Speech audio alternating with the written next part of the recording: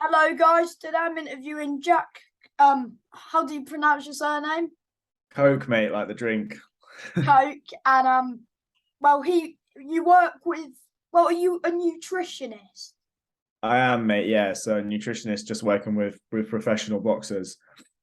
And how much over 30 would you say you're working with?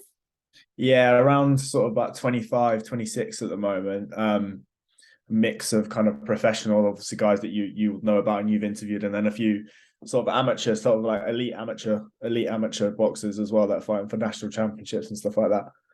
So who've you been working with the longest? Good question. The longest I had a chat about this the other day with one of my guys. I think it's Levi Kinciona or it's Billy Stanbury, who's a good win fighter. It's one of those two, but I can't actually trace when it actually was. It's like work, but it was around the same time. So yeah, one of those two guys I owe a lot of thanks to. Yeah. So Levi Kinciona, Yeah. he's a good fighter, isn't he? Yeah. Have you had him on here? Did you interview him? Yeah, I have. I interviewed him before his last fight, but I Yeah. think that he should rematch that guy because I reckon on another night he would have beaten the guy. Yeah, definitely. Like you said, Sam, it was a close split decision. I think he's 76-75, lost by point. All he needed to do was just keep it a bit more long behind his jab, not get involved in that guy's in that guy's fight. So hopefully he'll take the rematch. I know he's moved trainer and he's training hard at the moment. He's in Portugal at the moment training. So hopefully he gets some fight news soon. If it's not the rematch, another big fight, get back into the mix. Do you try to go to all of your clients' fights, or as sometimes, as you work with so many, they clash on the same days? Yeah, I try to, mate. Just obviously to provide that little bit more level of higher tier level of support, and also I really enjoy it as well. Like going through the sort of camp with them all the way up until this moment. At the end of it, you kind of want to be there with them to celebrate that moment. Obviously, watch them put all of their hard work into practice. But like you said, I have had a few people fight on the same night, so sometimes I have to make a decision of if someone's got a 4 or 6 rounder, but someone's got an English title fight. I need to maybe Is be it an more English. likely you would go to the title fight? Yeah, just because of obviously the fine margins and what's on the line, and um, No, obviously that's that. fair enough. Yeah, that's how I play it, mate. But And yeah, what's the next show that you're going to? what are we on today? It's February tomorrow, isn't it? I'm going to Dean White show on the 11th. I'm at that show.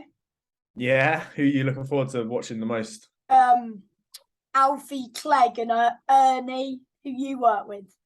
Yeah, so I'm going with Ernie and another guy called Harry Karzis. He's a super featherweight. Harry's making his debut.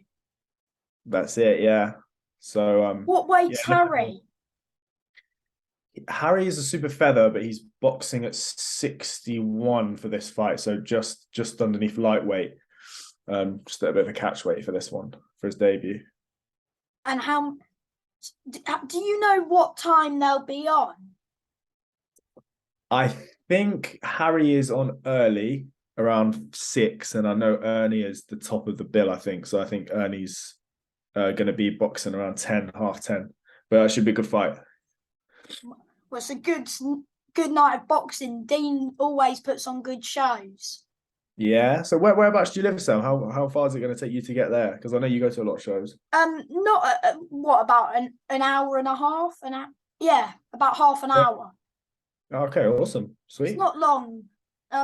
Also haven't don't you work with Tyrone King as well? Yeah. So I work He with all fought three on of. that show He before. did.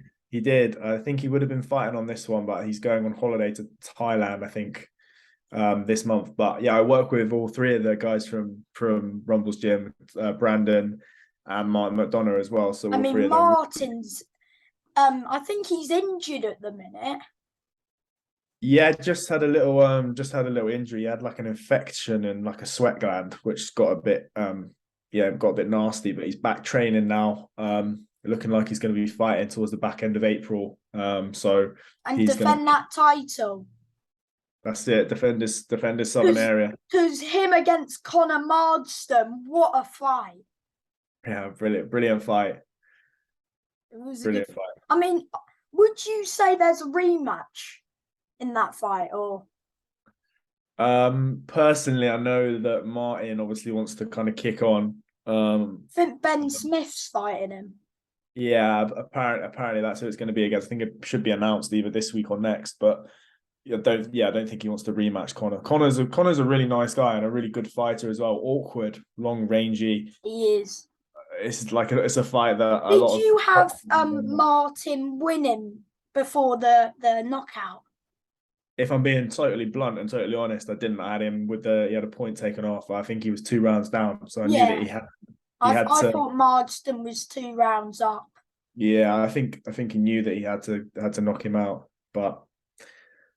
And what a shot! Fair play to him. Yeah, but yeah. I'm sure when you win that area title, you kind of want to keep moving forward and fight for the bigger titles. Yeah, I mean he's got a big challenge. I had a conversation with him not so long ago about defending something is very difficult than winning it outright. So defending a Southern area title is a very, very, very hard fight. So yeah, he's got to be bang up for it and take everything just as serious as he did for when he won it. So it's if he wins it, it puts him in line for an English title, and then if you're English, you get British. So it's that night when Martin won, you also had Lucas Ballinger as well win the English. So that must have been a good night for you.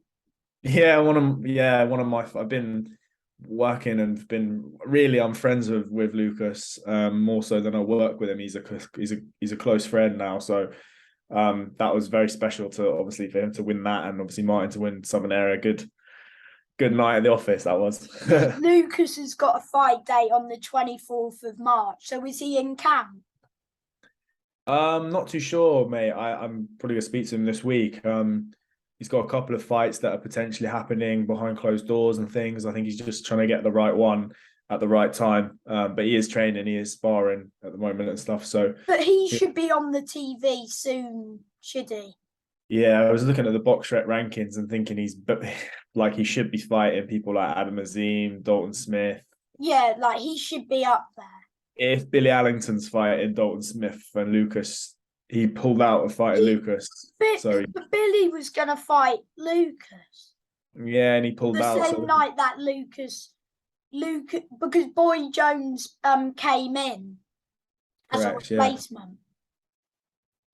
Yeah, people are a bit scared, obviously, because I think people are starting to realize how good Lucas is as a boxer. So I think people are a little bit scared to fight. Would you say him and Mikey McKinson have a similar style?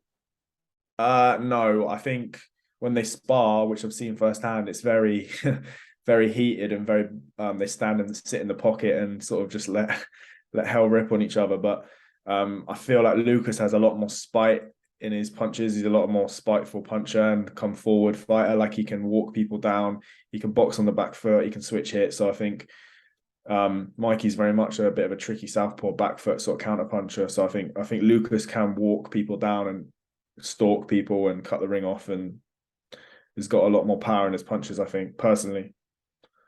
Fair enough. Who Brad Cousins?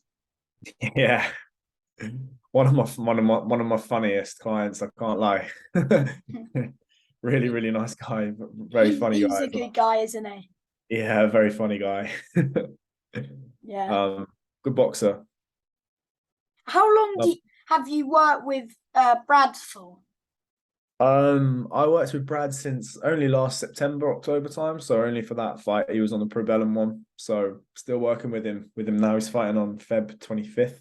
24th, 25th. Yeah, in Doncaster, I think. Yeah, so he loves his food, and he's one of my better clients in regards to he's a really good cook, and he follows everything to a T, and really loves the nutrition side of it and preparing. So yeah, he's a good egg. Who else? Joel McIntyre, of course. He's got, unfortunately, he did beat what's he called? Chad, what's his surname? Sugden, yeah. I mean, what a fight that one was. Yeah, really good fight. And like I said, he boxed Lyndon Arthur on 2 weeks' notice. Got offered a very decent amount of money for obviously like where he's at. Hmm. Um, thought he could beat him, but 2 weeks' notice against someone like Lyndon Arthur, who probably had an 8 week camp, is it's a tough ask. And yeah, he just didn't get going quick enough. But that's not the real Joel. We know what Joel's capable of when he's got a full camp. And Lyndon's wants to be knocking on for the world title, so yeah, like Joel will openly say, and if you got him on here or spoke to him, he'd say that his kind of like quest or his mission is to win the British title. yeah, he Lyndon said that Arthur's to me, yeah. Lyndon Arthur's trying to put himself on world stage. So um I mean, you know I think Joel knew like it was a tough ask, kind of. yeah, we did, and obviously I was there with him, but yeah, we knew it was going to be difficult, but you've always got a puncher's chance at light heavyweight. And Yard had success of sticking on him, but Joel just didn't really get going, and then just walked into mid range, and then just got clipped. But I'm sure if he wins his next fight against that Ricky Summers, he's defending his English title against. I'm Yeah, sure he will be like looking at the likes of Shakan Pitters, Dan Aziz, the, the yeah, the lot up there, yeah. I mean, I think that if he wins this next fight, which I think he will. puts him in line for the British, and then I think Dan Aziz will vacate that, so it'll be a vacant title. Yeah, So because whoever, Dan wants to fight for European. yeah, I think it'll be vacant, and then obviously the English champ against maybe another someone who puts in a purse bid. So yeah, Hmm. it's just got to deal with business on 10th of March. Yes. Um, Talking about European titles, you've got Liam Davis, who's European and British champion. He is It's going to be a big year for him, isn't it? massive, yeah, massive year for Liam. Obviously, first off, he's getting married, so congratulations to him. But he's starting the year off obviously getting married, and then should be fighting Jason Cunningham. I don't want to say when or what date because Yeah. it's unconfirmed yet, but maybe May, June time. He's going to be defending his EBU title against Jason Cunningham. Do you think And the then, goal for Liam by the end of the year is a world title? um, I I think that's what he'll be thinking in his head. Yeah, I think if they can get him a world title shot in Telford at the end of the year, get one of like an American to come over and he boxes in Telford, I think that would be absolutely amazing. And he With him, sells the place out, doesn't he? yeah, he's got a good fan base. I think Because he that beat amount. Baluta and Mark Leach, who he was underdog against Leach. Yeah, brilliant. Again, brilliant fight. Liam is one of those people that is ridiculously hardworking, and nails the fundamentals of boxing so well, as in his footwork, his range distance, his simple shots. He does all of the basics really, really, really well. And is a very, very, very dedicated athlete and a very hard trainer as well. So it's not a fluke that he's getting the results because he puts the work in and he's a talented boxer. So he doesn't leave any stone unturned Yeah. in his preparation. And I can't wait for his next fight against that Jason Cunningham. It should be a good fight. Yeah, again, He's really, always in a good fight. yeah, I think it'll be his best fight yet in terms of, I think it's going to catch fire if that fight does obviously happen. I think it's going to be a fan favorite. Yeah. And of course, you've also got Pat Gill and Lewis Frimpong. I think they're fighting on the same night, Yeah, 11th of March. Well, Lewis, of course, is fighting Connor Adaway for it's this area title. yeah, it's a Southern Area featherweight title. Yeah, Yeah, and then I think Pat's in another 4 rounder. yeah. Pat's got another 4 rounder looking to just step it up a bit. I think you're going to see a very different Pat on the night. I think that he's had a lot of stuff going on in his life, and I think that he's turned a corner. And from what I'm seeing and what I'm speaking to him about now and seeing him training and stuff, I feel like you're going to see a completely different Pat Gill on that night. And of course, Lewis is just an absolute one. Lewis Frimpong is an absolute pleasure. I'm not trying to big you up if he watches this, but absolute pleasure to work with. One of probably my most dedicated clients. in terms of obviously like food, nutrition, etc. But just training wise, just never moans, never complains, trains ridiculously hard, and is super talented. So yeah, it's going to be a good fight. That's going to be a good fight on the night. Two guys that are signed by I the think same person. they both think they're going to knock each other out, Connor and Yeah. Lewis. I tell you what, it's a shame this fight is not on any television platform or I YouTube know, platform. because it could easily get on like a Matchroom, like could get on a Frank Warren show, 100%. Definitely, yeah, definitely. But I'm it looking could forward just to it. get on TV in general because it's a good fight. And in out of all, because there's loads of title fights on that 11th of March, that's going to be a great night of boxing at York Hall. Yeah. Who do you think is going to win that main fight? Who's the main event? Is it Connor's main event? Yeah, Conor and Lewis. Yeah, Oh, were they headliner? You know. yeah, Oh well, I'll be there all night because I want to watch that fight. That's the main fight. I reckon that's fight of the night. definitely. Yeah, I think Lewis will stop Conor in round 8. I'm saying Connor 7. I'll stick a little bet on it. But it's going to be a good fight either way. Yeah, brilliant fight. Like I said, two guys, same promoter, undefeated, 5-0, 6-0, willing to put it on the line. So it's a shame And it's fair not. play to them. Yeah, fair play. They could have had another easy fight or another 6-rounder. Yeah, Conor but and they've just Lewis at came your into call, it but because I think they're both hard to match. No one wants to fight them, so they both said let's just face one another and just fair play to them. yeah, perfect. What about Gemma Rueg? Yeah, Gemma's had a fantastic year last year. I don't know if you've seen her fights, but whenever I watch her box now, I'm super proud of her because I kind of saw fought Courtney. Yeah, and I think she you could have argued that she drew that fight as well. I think she's developed so much as a boxer, and obviously what people don't see is she's got X amount of kids. I don't want to say a number and get it wrong, but she's in the gym with easily 4, 5, 6 kids. And she's training and she's trying to run a business and she's traveling and she's fighting every 3 weeks and she's cutting weight continuously. She is very inspirational, and she's improved so much, and I think she's going to get some really good wins under her belt this year. And I think she's starting the year in the home corner back at Bournemouth, I think. Yeah, on the 24th, yeah, which is Yeah. soon. 3 weeks from now, yeah. Yeah, because the 11th is next week. Yeah. And then, 3 weeks, maybe? Yeah, 3 weeks, yeah, the end of this week, 3 weeks, yeah. Yeah. What about who else? Joe Giles. Yeah, so we've got on the 10th of March, we've got a Let's Go management show at York Hall. So I think that's the Pedro undercard. Gomez as well. I've got to upload my interview with him. Oh, did you interview Pedro? Did you? How did you get he's on? a good guy. Yeah, his English is quite good actually. Yeah. His English is very good. He knows what cheat meal means as well, or he knows what cake means in English. Yeah, so Pedro, Joe Giles, and Dean Richardson, I've got fighting on that. I on think that show. Joe, unfortunately, is coming off of a defeat. Yeah. But he's going to be back stronger. Yeah, definitely. Do you get upset when your clients lose?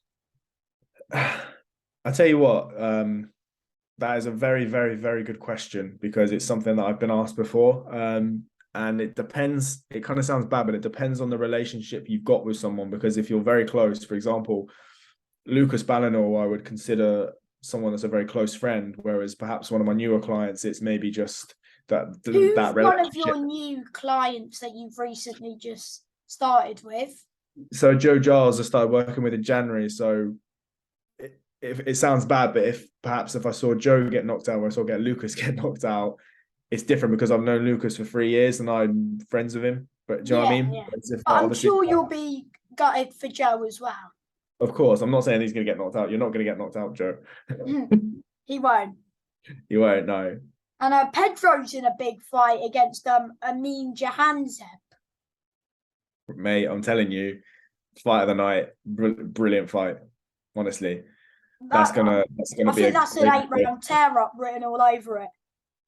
It's going to be a great fight. People don't understand how good Pedro is as a boxer, but listen, he's training in Portugal. Keep everything hush. He's gonna shock people on the night. Trust me. Mm. Who else? You've got Sean Robinson, who's came up short in his last fight against Sam Gilly. But am I right in saying he was a bit inactive before that fight? Yeah, I think when did he box? I think he boxed in December the year before, and then he fought in November. So yeah, basically a year without any activity. So I think that may have played a factor in it.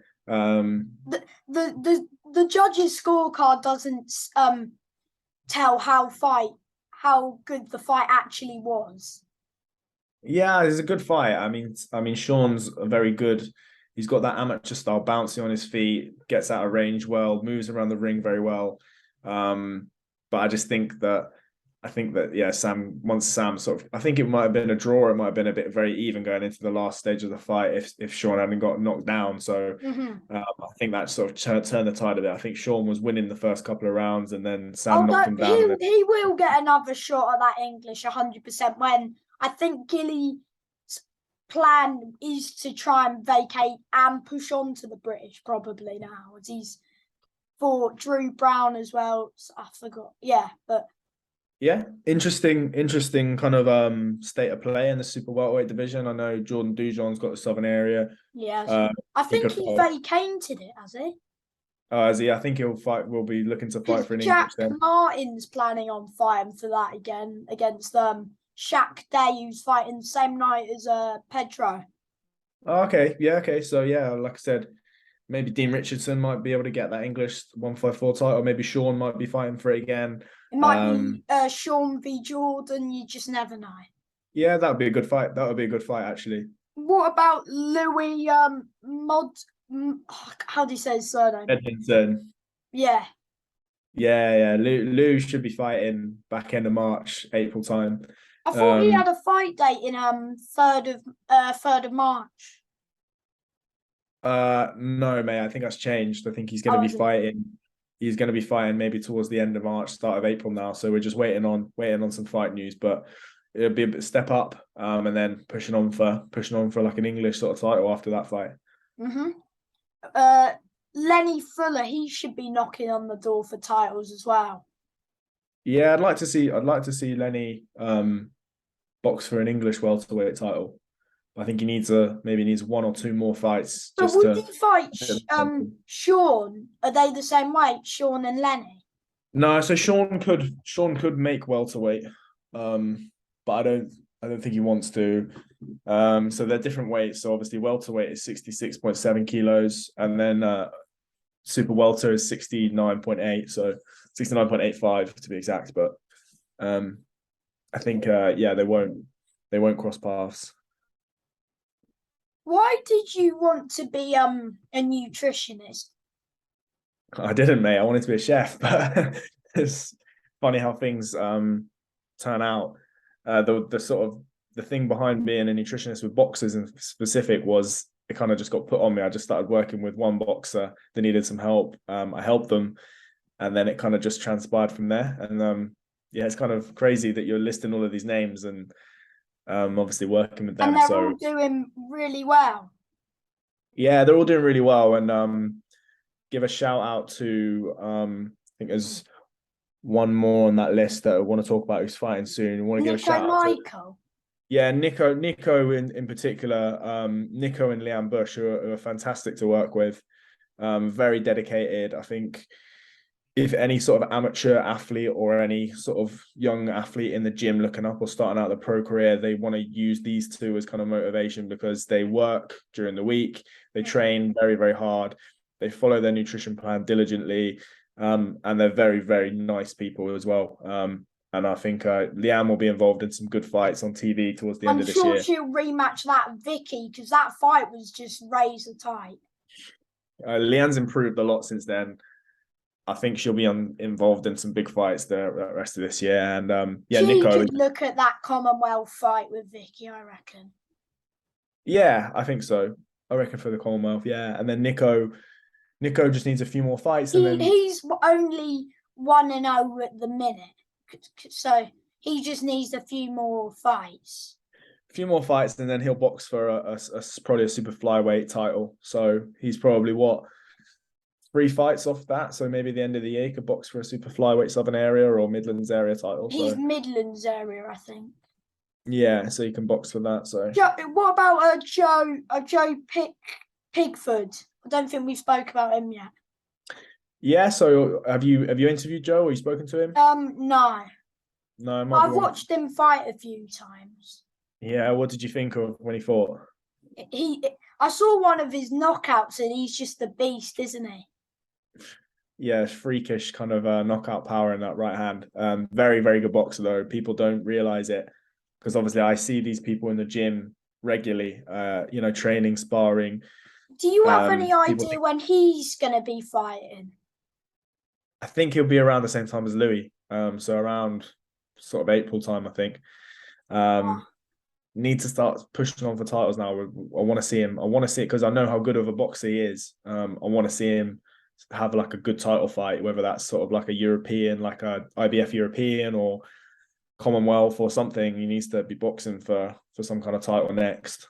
Yeah. And before we go, should we talk about one more? Don't know who have we not spoke about. Tommy Collins. Tommy Collins, yeah. So I literally just started working with Tommy maybe like 2 weeks ago. So he's a new guy that's joined me. Really, really nice guy. Starting to push on again for titles now. Should be boxing for a Midlands area in March, I think, is the plan. 24th or 25th March. Yes. And before I go, I forgot what I was gonna say. Yeah. You're gonna say, how the hell do I manage all of those people? That's what you're gonna say. Oh, who's the hardest person? Who's like the hardest hitter on like the pads that you've seen? Ooh. Good question. Hardest hitting. Okay, so in terms of kind of like power, Yeah. I'd say Joe Pigford, when he lands a right hand, just you can just tell it's just, well, as referenced by his knockout record, but it's just one of the best sort of like power punches you'll see for his weight as well. And then Brandon, I can never say his second name, it's embarrassing. Brandon Oblique. He beat Jamie Quinn by first round. Freakish power, very, very powerful. I can see him fighting on the TV or just fighting for an area title very soon because that knockout power, no one does that to Jamie Quinn, and Jamie Quinn's a very tough man as well, isn't he? Can't matchmake him because he's just why would you want to fight Brandon? Why would you want to fight Brandon? So, yeah, he's got a lot of power as well. So, yeah, those probably be the two. I think the most talented. I know, obviously, you didn't ask this question, but I just think of it now. Yeah, the most talented boxer I've seen live. I've got to say it's a toss up, and I really, really hope that it comes out and people see it like in person. Lucas Ballinor 100% can definitely push on to that world level. Very, very talented. And then Louis Edmondson is kind of like the two that I've seen live that you kind of sit and you go, yeah, they're proper boxers. And yeah, if I forgot anyone, I do apologize because I just can't, like, those are just the ones off the top of. I think we've covered most of them. Yeah, we've covered most of the people that I work with. So yeah, hopefully I've done them a bit of justice speaking about them, and they're gonna have a good year. But one thing's for sure, they're gonna be making weight safely and they're gonna be fully fueled. So that's good. And yeah, keep working hard, mate. And thank you for your time. I appreciate it. You too, mate. Thanks for having me on, and I'll see you next week. Yeah, next week. Yeah. Cheers, mate. Bye.